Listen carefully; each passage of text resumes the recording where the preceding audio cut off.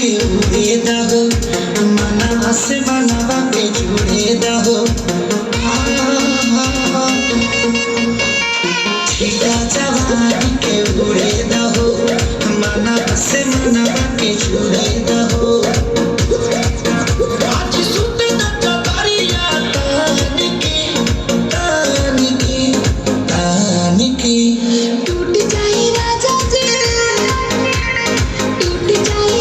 जी पलंग सागवान के टूट जाए राजा जी पलंग सागवान के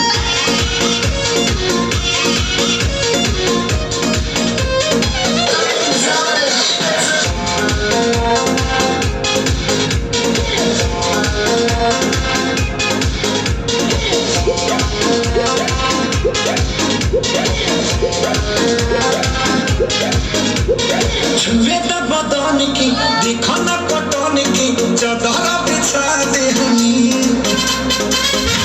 पलंग जी मन पिघलाते बनी पलंग पर झुलवा झुलाते बनी छुए त